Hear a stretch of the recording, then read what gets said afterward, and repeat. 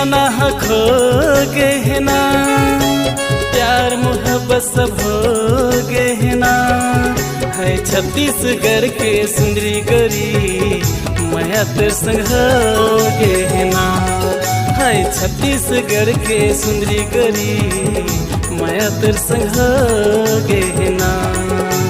दिल दीवाना खो गए ना, प्यार मोहब्बत सब हो गए ना। है छत्तीसगढ़ के सुंदरी गरी मैं तेरे संग हो गए ना। है छत्तीसगढ़ के सुंदरी गरी मैं तेरे संग हो गए ना। दिल दीवाना खो गए ना।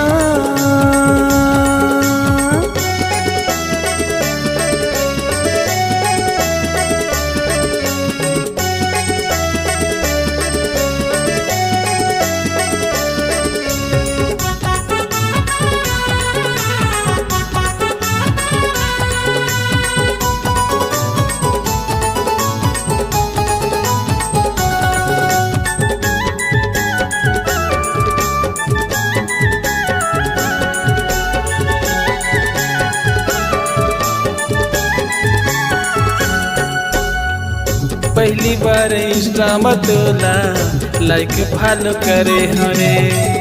बाबू सोना कह के मोला लव यू तह बोले हंसना।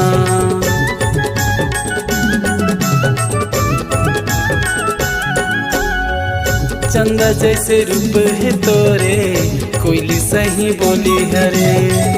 सूरज जैसे बिंदिया सजे है तही मोरे मुन्नी हंसरे। तोरे दीवाना हो गोरी, तोरे दीवाना हो गोरी, पगला हूँ तेरे प्यार में। है छत्तीसगढ़ के सुंदरी गरी मैं तेरे संग हो गए ना। है छत्तीसगढ़ के सुंदरी गरी मैं तेरे संग हो गए ना।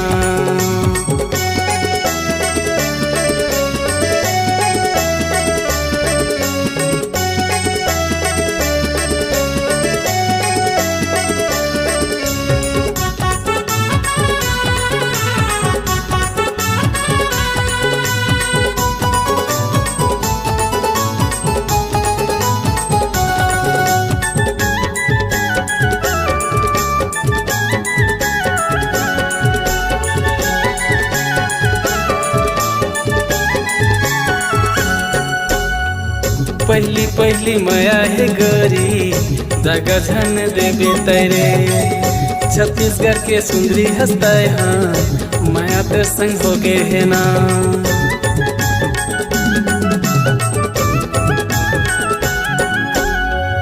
दिल के धड़कन मतोला अब मैं बसा हूँ। हीर रांझा जैसे तोर संग मायाला निभाऊँ। प्यार ल पूजा कैथे, प्यार ल ईश्वर कैथे, प्यार है महान नाम। है छत्तीसगढ़ के सुंदरी गरी माया तेरे संग हो गए ना। है छत्तीसगढ़ के सुंदरी गरी माया तेरे संग हो गए ना। दिल दीवाना खो गए ना, प्यार मोहब्बत सब हो गए ना। है छत्तीसगढ़ के सुंदरी गरी मैं तेरे संग हो गए ना। है छत्तीसगढ़ के सुंदरी गरी मैं तेरे संग हो गए ना। है बिलासपुर जिला के सुंदरी गरी मैं तेरे संग हो गए ना।